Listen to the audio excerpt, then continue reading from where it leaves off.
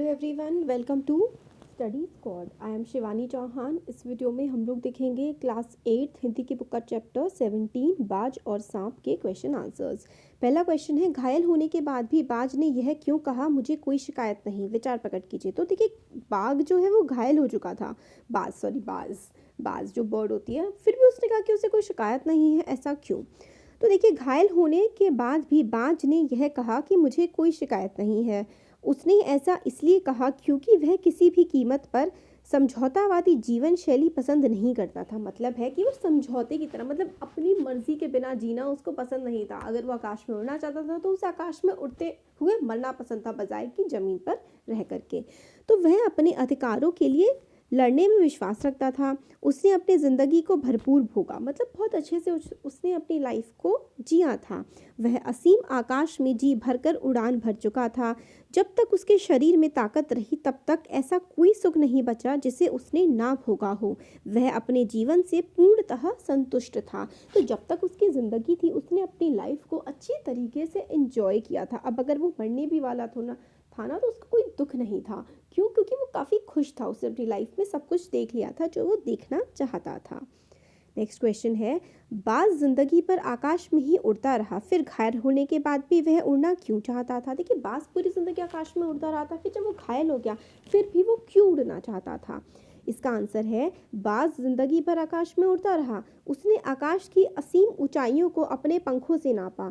बाज साहसी था। वह किसी भी कीमत पर समझौतावादी जीवन शैली को पसंद नहीं करता था। अतः कायर की मौत नहीं मरना चाहता था। वह अंतिम क्षण तक जीवन की आवश्यकताओं के लिए संघर्ष करना चाहता था। तो देखिए, बाज जो था वो आसमान में उड़ने वाला जानवर था। उसको आसमान में उड़ना पसंद था। वो लाइफ को किसी समझौते की तरह, किसी कॉम्प्रोमाइज़ की तरह नहीं देखना चाहता था। वो चाहता था कि जब तक भी वो जिए अपनी मर्जी से, अपने तौर तरीकों से जिए और संघर्ष करता रहे, स्ट्रगल करता हुआ ही वो जिए, खुश रह करके और मरे।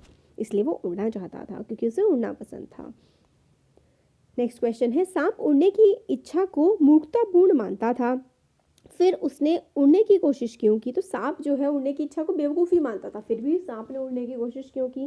तो देखिए, सांप उड़ने की इच्छा को मूर्खतापूर्ण मानता था, बेवकूफ़ी मानता था, क्योंकि वह मानता था कि वह उड़ने में सक्षम नहीं है। क्योंकि उसे पता था वो उड़ नहीं सकता, इसलिए वो बेवकूफ़ी मानता था उड़ने को। पर जब उसने बाज के मन में आकाश में उड़ने के लिए तड़प देखी, तब सांप के मन में भी उत्सुकता जागी कि आकाश का मुक्त जीवन कैसा है।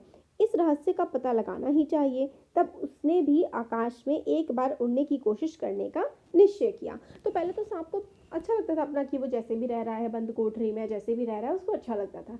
पर जब जो बाज है वो ज़मीन पर आकर गिरा, वो मरने वाला था, फिर भी उस बाज का मन था कि वो एक बार फिर से आकाश में उड़ करके आए। तो सांप को लगा, भाई आकाश में ऐसा क्या है जो सांप, मतलब बाज मरते मरते भी उड़ना चाहता है। इसलिए सांप ने सोचा एक बार वो भी उड़ करके ज़रूर देखेगा। नेक्स्ट क्वेश्चन है, बाज के लिए लहरों ने गीत क्यों गाया? तो बाज जब मरने वाला था तो लहरों ने उसके लिए क्यों गीत गाया? तो बाज की बहादुरी पर प्रसन्नता होकर लहरों ने गीत गाया था।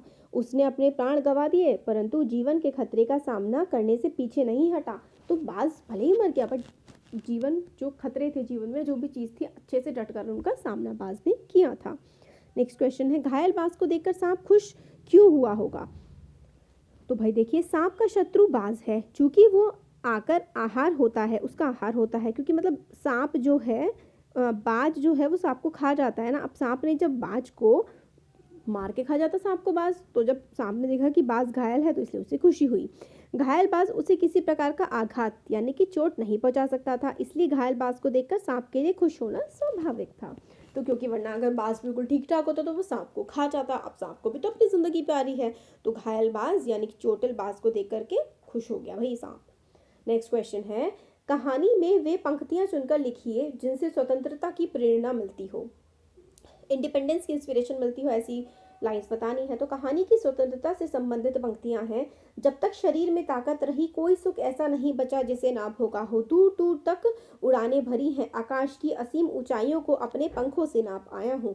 तो बाज कहता है कि जो भी, जितने भी सुख मैं भोग सकता था ना जीवन में, वो मैंने सारे भोगे हैं, मतलब सबको मैंने यूटिलाइज किया है, फील किया है, एक्सपीरियंस किया है सारे सुखों को। और अब तो कुछ मर भी जाऊं तो कोई दुख नहीं है। फिर दूसरा हम लोग को जो पंक्ति मिलती है इसकी, आकाश में सिर्फ एक बार आकाश में उड़ पाता, तो वो दोबारा से उड़ना चाहता है। फिर वह समय दूर नहीं जब तुम्हारे खून की एक एक बूंद जिंदगी के अंधेरे में प्रकाश फैलाएगी और साहसी बहादुर दिलों में स्वतंत्रता और प्रकाश के लिए प्रेम पैदा करेगी। तो मतलब वही है ना कि जो साहसी हैं, जो कॉन्फिडेंस रखते हैं, जो करेजियस हैं, वो इंडिपेंडेंस, अपनी आज़ादी के लिए और ज़्यादा आगे बढ़ेंगे। तो ये बात है। नेक्स्ट क्वेश्चन है, मानव ने भी हमेशा पक्षियों की तरह उड़ने की इच्छा की है, आज मनुष्य उड़ने की इच्छा के साधनों से पूरी करता है। तो हमेशा मतलब मनुष्य जानवरों की तरह, पक्षियों की तरह उड़ना चाहता है, तो वो कैसे कर पाता है इस इच्छा को पूरी? एरोप्लेन। मानव ने आदिकाल से यानी कि पुराने समय से ही पक्षियों की तरह उड़ने की इच्छा मन में रखी है, किंतु शारीरिक असमर्थता की वजह से वह उड़ नहीं पा रहा था। तो पहले तो इंसान उड़ नहीं सकता था, जिसका परिणाम यह हुआ कि मनुष्य हवाई जहाज का आविष्कार कर दिया मनुष्य ने। आज मनुष्य अपने उड़ने की इच्छा की पूर्ति हवाई जहाज, हेलीकॉप्टर, गैस बलून आदि से करता है। तो गैस बलून, हवाई जहाज, हेलीकॉप्टर, इन सब से इंसान आराम से उड़ पाता है। तो ये कुछ क्वेश्चन आंसर्स थे इस चैप्टर के, ये हमने कर लिया है बाज और सांप। इसके क्वेश्चन आंसर्स हमने देख लिए हैं। अब एक और चैप्टर बचता है लास्ट का, टोपी, उसके भी हम क्वेश्चन आंसर्स देख लेंगे। फिर हम लोगों का ये चैप्टर क्या, हमारी पूरी बुक ही कंप्लीट हो जाएगी, क्योंकि क्वेश्चन आंसर्स तो हम इसके पहले ही कर चुके हैं।